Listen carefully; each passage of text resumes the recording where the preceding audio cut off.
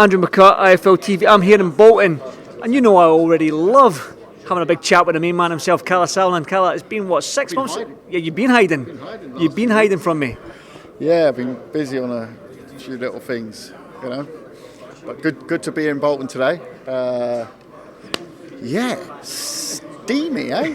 Let's talk about then. Obviously, we'll start with Nathan Gorman. Yeah. Year out the ring, he's got a top. Listen, you would give him a little bit of leeway for taking an easier opponent because of the long layoff and the loss to Fabio Wardley. You think maybe give him an easier fight to come back to, but he's taking a guy that's beat Cash Ali, who's tall, rangy, got a winning record. Yeah. So it's a dangerous fight for Nathan. It's a dangerous fight, but it's also one you know, Nathan wants to get back in the mix very quickly. He felt, you know, that Wardley fight, on paper it looks like it was a blowout, but we all know that it was a very, you know, he had a great first round, had Wardley in all sorts of trouble. He's taken that risk of trying to finish it. It ain't paid off. He's taken one, and that's heavyweight boxing. But that record obviously doesn't tell that story. Yeah.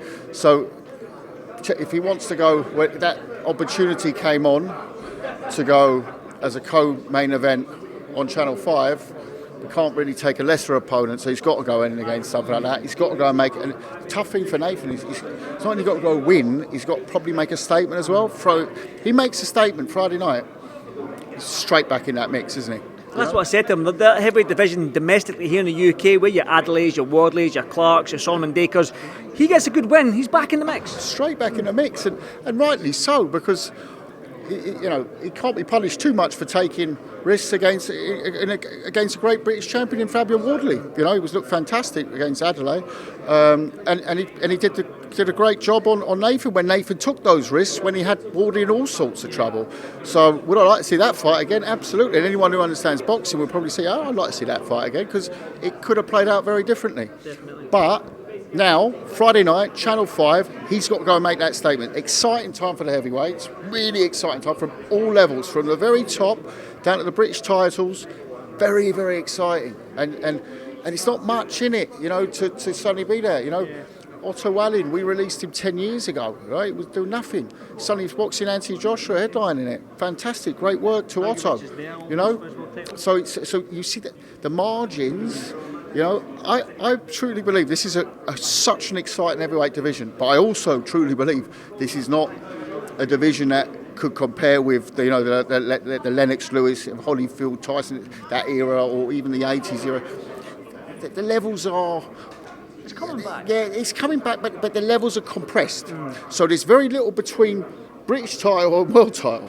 There's not much in it, you know, it really is. I think Fabio Wardley would give a lot of people a run for their money. He's the British champion at the moment.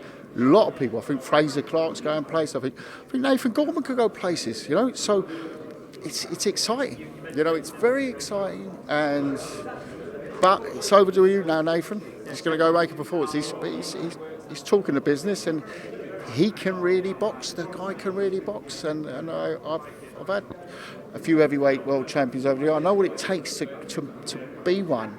I've seen it, and I know that he, you know, he's 27, I think, 26, 27. So yeah, he's very young for heavyweight. So he's got a couple of years to fine tune things, but he can definitely still go a lot of places. Can we go the opposite of the spectrum now, from males heavyweight boxing all the way down to female fly? The opportunity for Chloe Watson, fighting Pride of Birkenhead, Friday night, live on Channel 5, will be to become the first ever European British flyweight champion. Say no more. Tough opponent, feisty opponent. Yeah, it's going to be. All Chloe's fights seem to be real slugfest. You know, real dig. So she's been in hard fights already.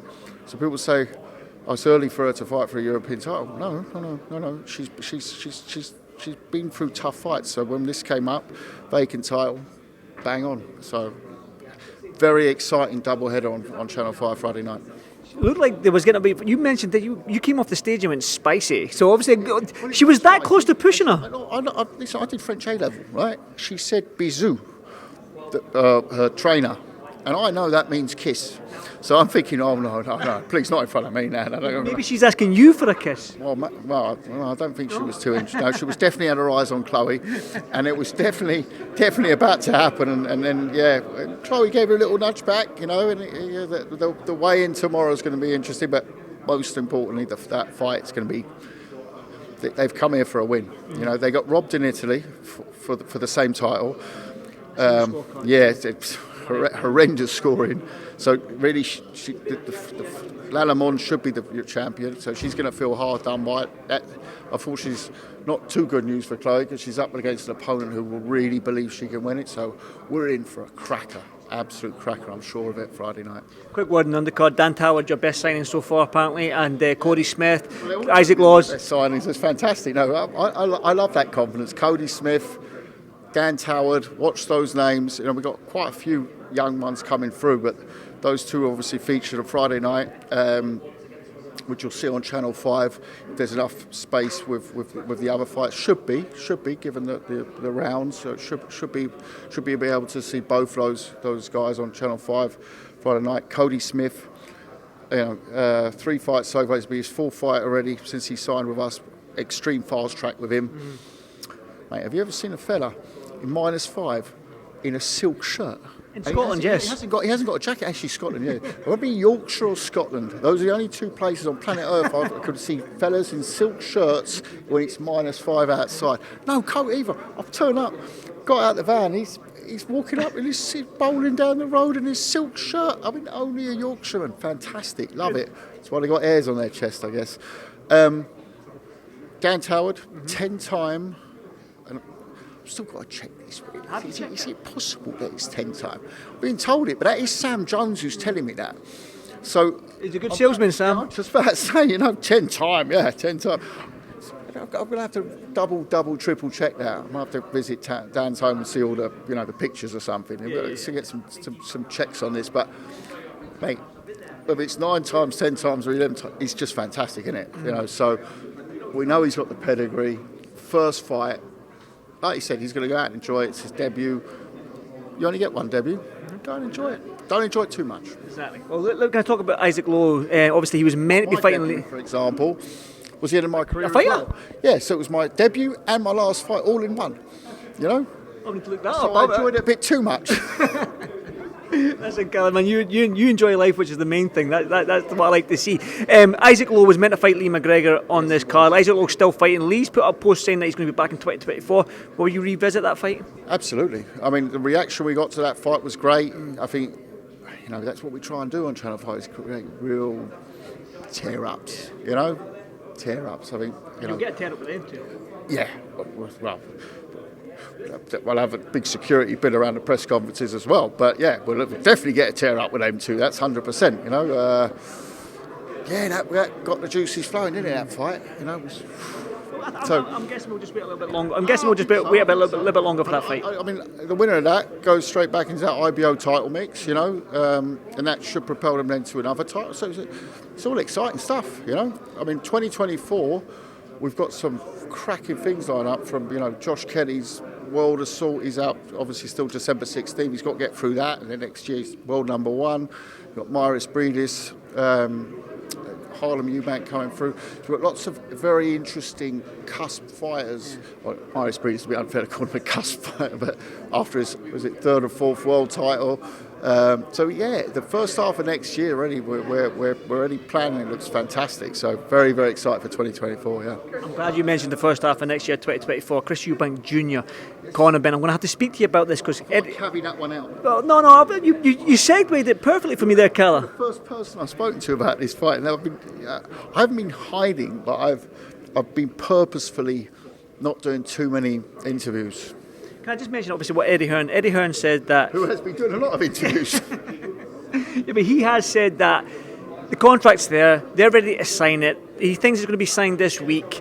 The only sticking point is maybe your side, and I don't know what that is. I just want you get your side of your side of the story. No, I mean, look, I think, you see the social media exchanges between Junior and Conor. You see that they both want to do the fight.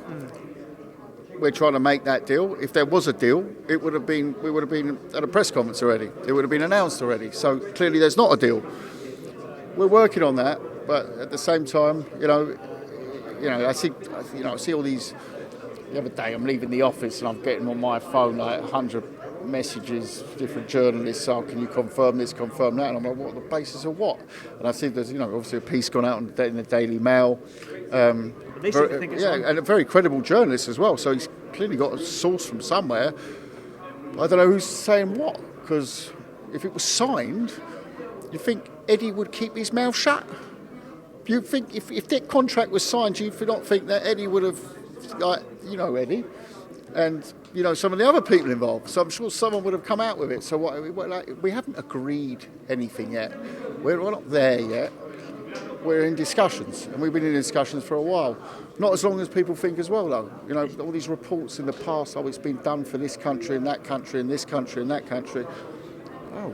No, and generally when we try and do something, we get it done, But at the same time, we move at our pace and we see what can be done. Yes, the one talked about date. I can confirm that is a date that is. It's 9 weeks away. That is in play. That's Tottenham Hotspur Stadium. It's 9 weeks away exactly. But you can see they're both in camp. Yeah, so a couple of weeks. We'll see. Obviously, the board. I don't know if you've seen TalkSport this morning. Did you see TalkSport with Robert Smith with Simon Jordan? I didn't. I missed the Jordan show today. I don't watch it every day. I'll tell you what Robert Smith said. He said he's rejected the fight. It won't be sanctioned by the British Board of Control. If it is at the Tottenham Hotspur Stadium on the 3rd of December, who's sanctioning it? First of all, I don't know the ins and outs of that. I don't know whether they can appeal that, whether they can reject that, whatever it is. I think before everything, we have to have a deal in place. And then we will hopefully be able to speak to the board and see if there is a solution to be found. If there's not a solution to be found, then there's, of course, other boards that you can operate with. And that's something that, will it affect how the fans feel about the fight? No. Simple as that. Will it affect a single pay-per-view sale or a single ticket sold in the arena? No. And it would be a shame if it's not the British board, but hey, I can't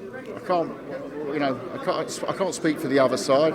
I'd say from our side, we'd look at all different possibilities and whatever. But again, we have to have a deal to go to that stage. I'm not concerning myself too much right now with the Conor situation and Robert Smith and the British board. That's their situation right now, not mine. Not Junior's. That will come into play if we will reach a deal. Obviously, the appeal process for Conor Benn, you know anything about that? They've rejected it on or whatever, so I can't really say too much. It's at the moment, it's their official. We didn't put an application in, so we haven't had anything rejected to us, if you see what I mean. Yeah.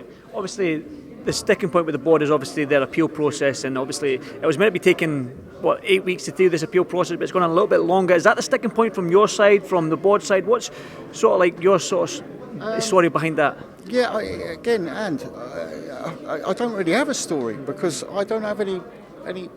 First of all, I'm not. My brother is the licensed British. See the brains there, but no. My brother's the brains as well. Yeah, of course he is. I'm the looks. He's the brains now. You're the looks, though. Yeah, exactly. Well, that's very kind of you. But again, I've heard so much about different appeals, different process, different boards, and different government. But when we got our deal in place, we will come, and we will. If the deal gets done, the fight will get done. How we get the fight done, there's lots of different legal options. They're not illegal options; they're legal options. Under the laws of the United Kingdom, they're legal. So it's not that we're trying to plan a car park fight with no gloves on between the two fellas. It would be a licensed fight in the United Kingdom. So that's what it is. Again, is that under the British Board of Control? They are the sanctioning body in the UK. Could you go out with a sanctioning body? So, is there options to go out with the British Board of Control? There's lots of different options. It's been done in the past. We all know the big examples of it. Yeah, so there are options. But at the same time, I'm not going to get into huge discussions around that. I haven't had one discussion with Robert Smith about this fight. We haven't put in one application around this fight. Why have we not done that? Why have we not done our homework? People might be saying, well, we haven't got a deal yet. So, if we find a deal, the fight will happen. And again, yes, we'd love to do it with the British board, but if not, there are other solutions. But again, those solutions would only be looked at on A, we have a deal, B, the board tell us that that's not possible, and then we look at other solutions. That's the running order there. I'll do a little segue to the Saudi Arabia now. Hrgović is fighting on the December 23rd. Which, by the way, when you go to Saudi Arabia, isn't that licensed by the British board now as well? Which is very much outside. So the rules at the moment are all up in the air. So it's very nice that people are rejecting applications, appeals, and this, that, and the other. But come on, well, there's rules here and there's rules there. And by the way, again, you talk about the heavyweight fight sanctioned. Yeah. I mean, I get it's money to be earned. Let's not beat around the bush. Boxing always needs money. There's nothing wrong with it. I'm not going to criticise it. It's just, do we smell a little double morale here? Again, not my beeswax right now. But it will be soon. If it is, then it's a different kettle of fish. But again, I'm not a member of the British Boxing Board of Control at the moment. I'm not a British Boxing Board of Control licensed promoter. That's NISA. So I can speak quite freely without getting a fine or anything else. I like Robert. I get on with Robert. Well, here's the mic. Just you rattle off then if that's the case. If you can speak freely, here's the mic and on you go. I think I've been quite free so far. I mean, for my standards, maybe not. It's early in the day, though. Let's have this interview tonight. Listen, I want to do a quick segue over to Saudi Arabia. We touched on it a little bit. Obviously, Hrgović is fighting out there. What a card. That's what I was going to say. Your thoughts on that whole card in general? I can say this, that, and the other. What they put together on that card is. I mean, we obviously had a few dealings around the event. Obviously, we've got Lyndon Arthur, who's gonna go and knock out Bivol on that card. That's a big statement, Kalle. It's a big statement. I'll back that up in a minute. But going back to the card, the way they put it together, I've got to say, I think they put the whole card together in 7 days. I mean, phenomenal. Got to say, that's impressive. Yeah, that's impressive. I mean, when we look at World Boxing Super Series, and you got, we had when the third team had 24 guys in, and to put that together, that was like. Okay, it was mostly me on my Todd, but it took me about 2-3 months, which I thought was really impressive pace. Yeah. Put together, it's a whole season. It's a bit different, but they went on similar pace that we went on at the time, and that's impressive. That's really impressive, and got to say, that card is banging. Night before Christmas. Yeah. Wow. Will you be there? Yeah, of course. I mean, it's going to be phenomenal. As you can, obviously, the Hrgović situation is if he goes on and wins, Joshua wins, and then obviously the undisputed fight happens and we get a winner at that, they vacate the belts.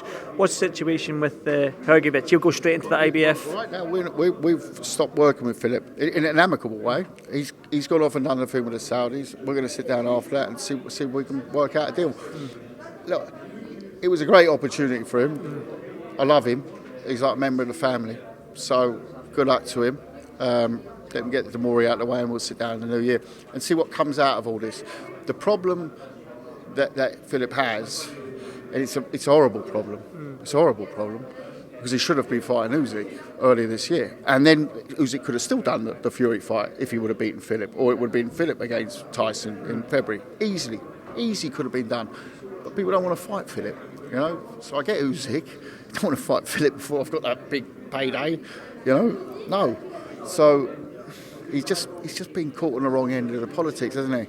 And so you look at that, and then the problem for him will be, and if we're together with him again, and for us, is that those belts are going to be vacated, and then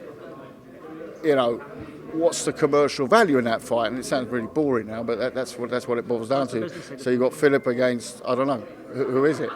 It was Joshua, but that's no longer. Now, Wallin jumped him. Okay, it could be Joshua again, but Joshua's fighting Wilder, so that's out. So it'll be someone else, and then you're back to basics. It's the same problem he had for 2 years, trying to find someone who's going to fight for the mandatory position, because it'll be like, okay, it's the world title, yeah, but the purse bid, what will we go for? I don't know, $1 million or something. So they'll be saying, but no, but it should be like 10 million for that. Or it's a world title fight. No, it's not the way it works. You know, that's the business side. But I'm going to. Hopefully, everyone keeps the belts, and you know the honourable thing, and they're defended. But it's not going to happen. So that's boxing. Yeah, that's boxing. Well, I can't let you go. Obviously, one final one. I can't let you go without defending yourself there, because you did say that Lyndon Arthur is going to beat Dmitry Bivol. I said I love Lyndon. I hope Lyndon does it, because I do like Lyndon a lot. But back that up. He's the underdog. I don't think it's would be the upset of all upsets. It's a battle of the jab, is it? Yeah, I mean, I just feel that. I feel we've seen, you know, I remember we did a show with Eubank in Manchester, and Bivol was fighting on the card in lockdown, and he fought Craig Richards. It was a tough fight. It turned into a real tough night for him. And on the back of that, I think wasn't his next fight against Canelo? I can't remember. Maybe there was a fight in between. I can't remember now. But he went from that to that. So I just think that he's going to be overlooking Lyndon, and that's good. You know, Lyndon's the quiet man, and Lyndon's up for this. You know, he's really up for it, and he is a natural finisher. He's got the jab. He's got the one thing he needs to do, and I think the word Bivol will do this, is get out that gate early. You know, Lyndon is one of the slowest starters I've ever seen in my life. When he then gets going, he's fantastic, but he's got to get in there early. And I think Bivol, that name, will bring him out. Hoping. If that don't bring him out, I don't know what will bring him out. But no, you know, even Pat will be working on that. You know, and he can finish. He can finish. You know, Craig Richards, very good boxer, very awkward, but not a finisher like Lyndon. So. You know, if Lyndon had been in the ring that night in Manchester with Bivol, he would have won that fight. And that's my going for it. But I also think that his style isn't great for Bivol. But yeah, we've seen big upsets in boxing. KALLE, if you're going to be seen big upsets, but at the same time, I've seen a lot bigger upsets. I don't say, you know, this is, you know, shock of all shocks if it happens. You know.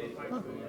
And he's been at that level. He's operated. I know that Bivol is better than Yard, and you know, 100%. But Bivol also, there's two Bivols as well. You know, so he's going to be looking at this as keep busy before a fight Beterbiev, isn't he? You know, and it's exactly what he was doing with Craig Richards at the time when he was getting ready for Canelo. So wait and see. Watch this space. KALLE, thank you so much as always, my man, and I'll see you at the weigh-in tomorrow. Thank you, brother. Thank you.